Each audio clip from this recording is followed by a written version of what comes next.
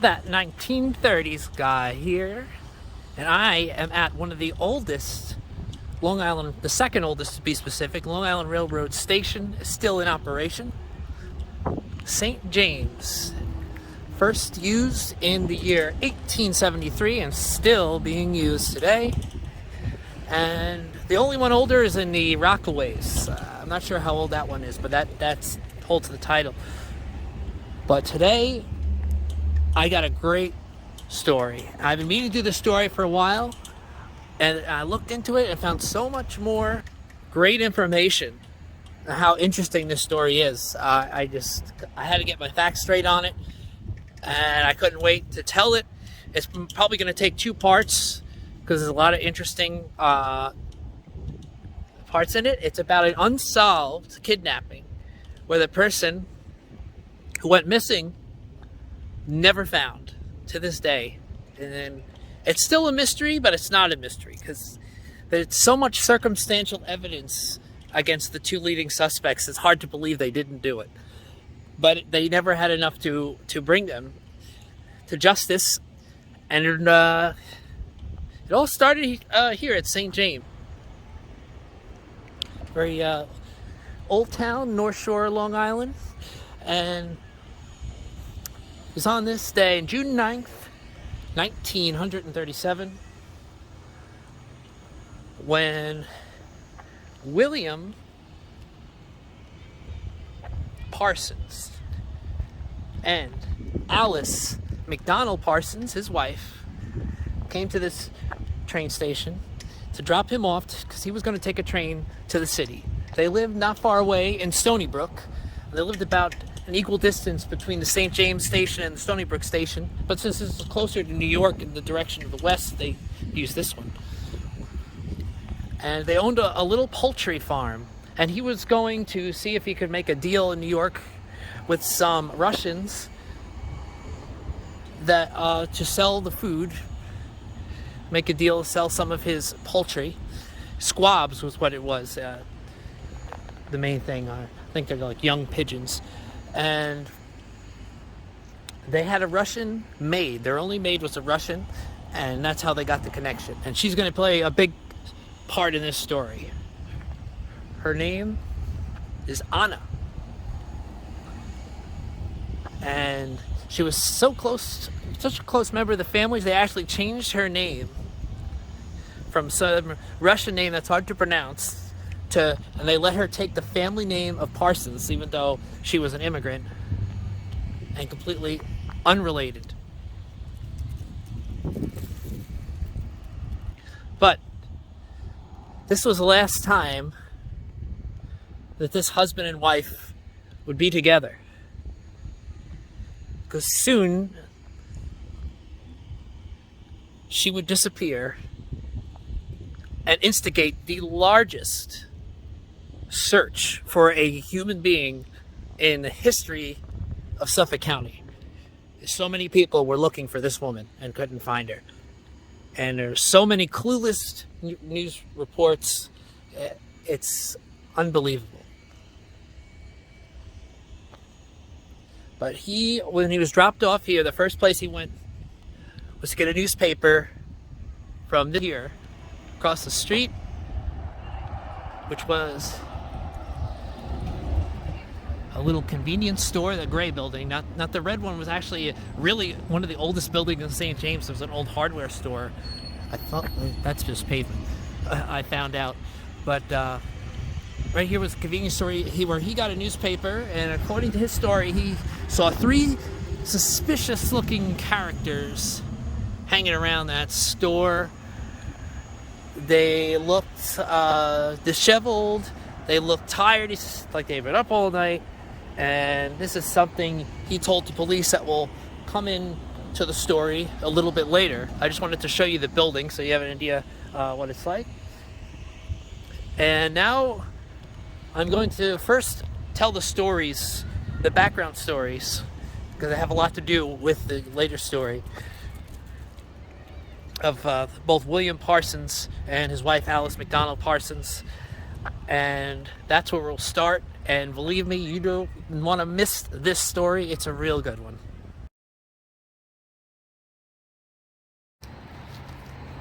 I'm now in lovely Cold Spring Harbor, New York. And right across here, it's actually Nassau County, across the harbor there, is where Sagamore Hill is, where Teddy Roosevelt's residence was. Well, it is still there. And up in these hills across the way, in Suffolk County, was where Alice McDonnell grew up. The one who would eventually get kidnapped. She actually was born in Michigan to a modest parentage, and her mother unfortunately died when she was 6, when she had a miscarriage. Medical stuff wasn't as good as it is today, and unfortunately people did die sometimes during pregnancies and miscarriages, and she passed away. And her father, in a bit of a cold-hearted,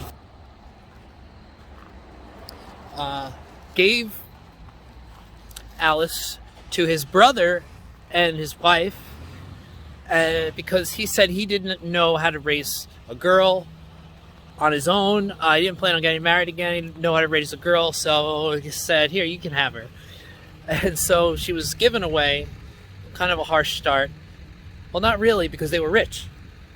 And they owned multiple houses. Her father was in the railroad subway business, in what eventually became the BMT, the Brooklyn Manhattan Transit Company, back when the subways were privately owned and built. And so he had a substantial amount of money. And they also had a home, and that's primarily where she grew up, going to private schools. She had 2 half-sisters, and they lived a nice, comfortable life. They also had a house in Westchester, in Rye, New York, and that was where she met her future husband, who was exactly 10 years older than her. She was born May the 3rd, 1898. He was born in 1888, and they met in Rye. Eventually, when they were older, got married. His father was in the paper business, owned his own paper company, was also related to people who were in the higher-ups in the Standard Oil Company, so he also had a decent amount of money. It wasn't directly his, because it was other relatives. His father, definitely was upper middle class, lower upper class, and so they eventually got married in 1925. And at first they lived up in Cold Spring Harbor in the properties that Alice had, but when both her father and mother had passed away by 1928, she inherited a good amount of money, and she inherited most of all property. They owned a lot of property up here in Cold Spring Harbor, which was prime property. There's so many rich houses there even today. I wanted to actually try to get closer to where her property was, but they're all private roads. You can't even go down the roads. That's how rich these people are that live in this area. And she owned a substantial chunk of the coast. It was right along the coast here in the hills overlooking the Cold Spring Harbor. And that's where most of her eventual fortune would lie, in this expensive real estate. And that would come into play later as they were trying to sell some of it. When they bought a house, after they were a year or so being married, they bought a house in Stony Brook, and we're going to head there next. We're going to tell the heart of the story. So both of these wealthy couples live here, and I should mention too that she was very adamant about having children. She wanted to have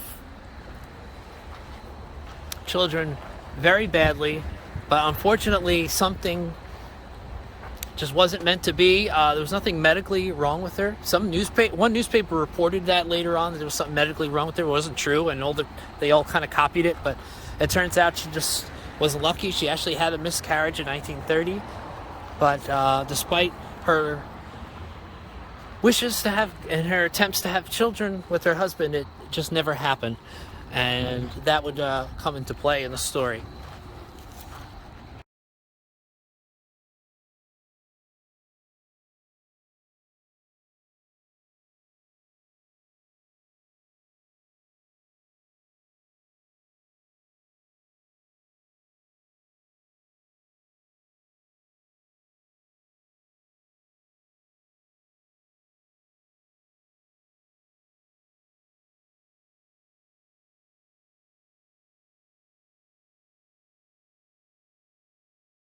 Here in these woods in Stony Brook was where Long Meadow, the 80 or so acre property owned by Alice, actually it was in Alice's name, and William Parsons, was.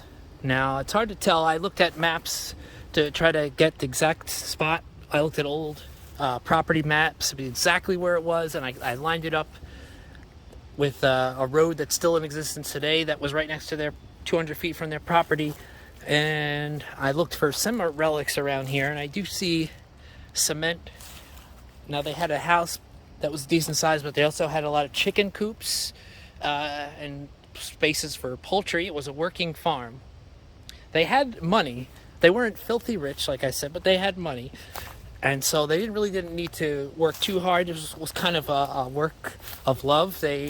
She enjoyed working on a farm, and it's what she liked to do.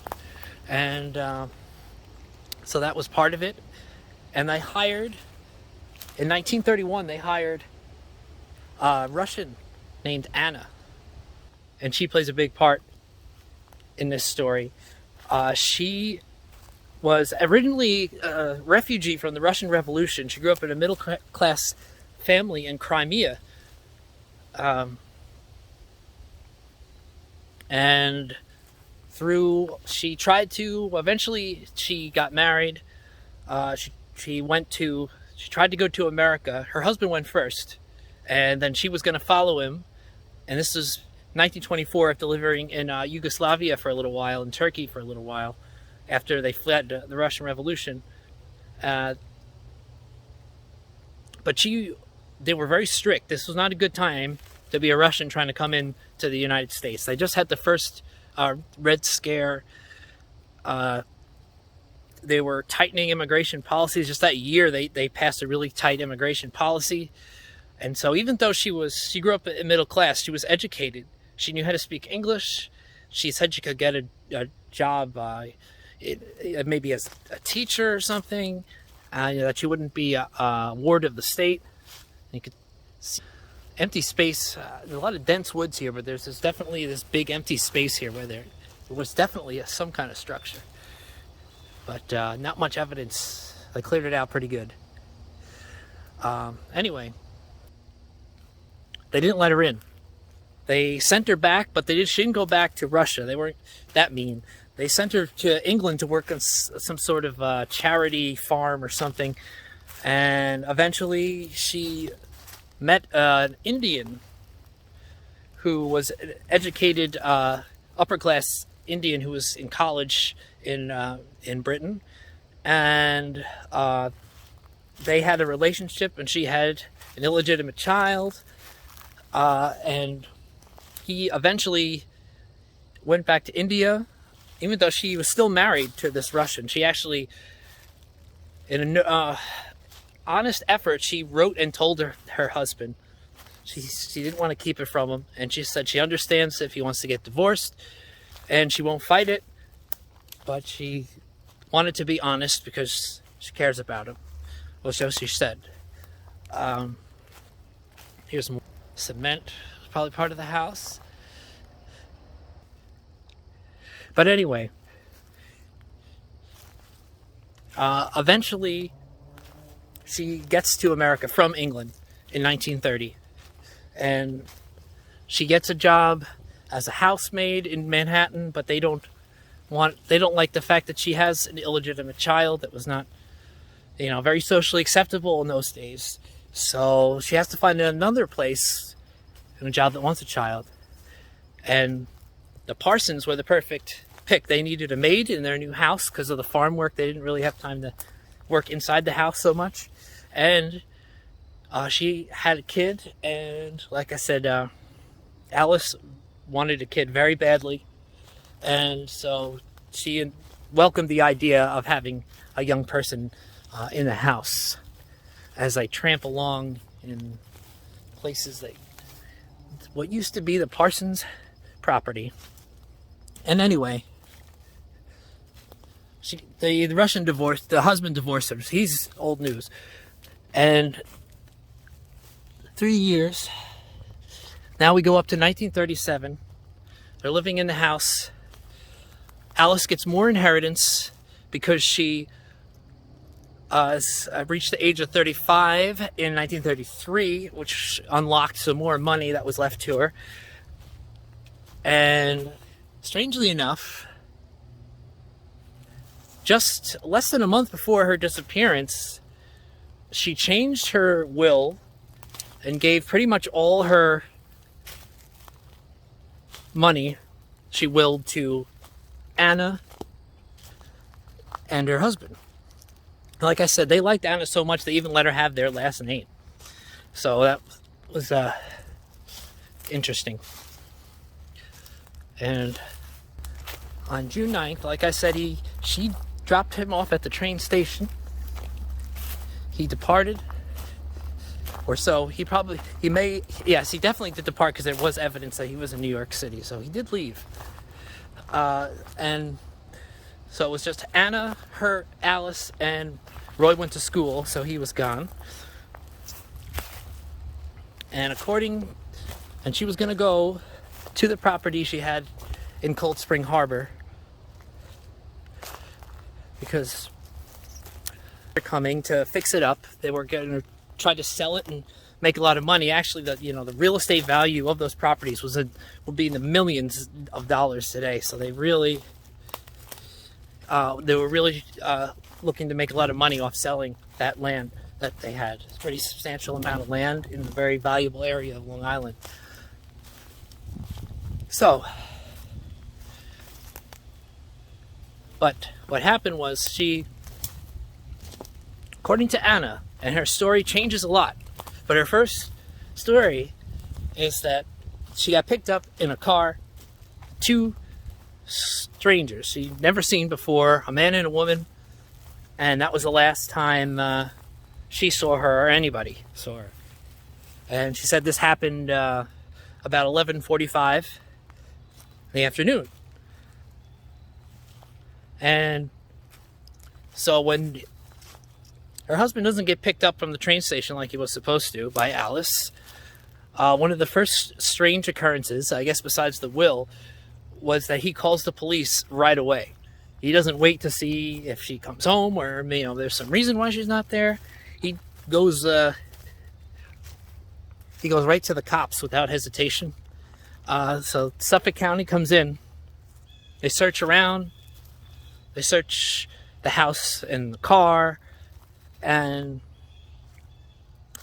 they realize that as a kidnapping case, they just passed a new law that said that it's a federal, the Lindbergh law, that they have to bring the feds into this. So they get the FBI, and they're interested because this is, a wealthy woman, and it's very likely that someone's going to ask for a lot of ransom, but so far there's no notes or anything, so they don't know exactly what the deal is. And so the feds come in, and they're a bit disappointed at the way Suffolk County handled the investigation. Suffolk County is not very happy that they're losing this because they like the attention, and of course they're always looking to move up in their jobs, and big cases like this are how people move up in law enforcement. So there was attention to begin with. And then in the car, they find a ransom note. And it's strange because the car was already searched twice. And Suffolk County searched it twice, and they didn't find anything. And the feds come and they find, now this is like, I believe about 12 hours or so after the kidnapping, is the next day or early in the morning, and they find a note on the floor of the car. Not hidden. So it's very suspicious how the Suffolk County cops could have not seen that. Very suspicious. And the note calls for $25,000, and it's delivered to the Jamaica Queens bus station, was where the meeting place was, and that's about all the information that was on there. And they said that it's written in very sort of broken English too. It's not very grammatical, and somehow the next day, almost immediately, the press gets a hold of this note verbatim. And the police don't know how. They said only 8 people knew about this note when it was released in the press. And so somebody leaked it out. Now, it could have been a police officer, because police didn't make that much money. And one way they did make money is giving interesting stories to the press for, $50 or $100, and it was pretty common. But it was strange because it was verbatim. So whoever wrote it, some police officers did it, they memorized it word for word. Or it could be some other explanation. It was already handed to the press, perhaps, but we'll see.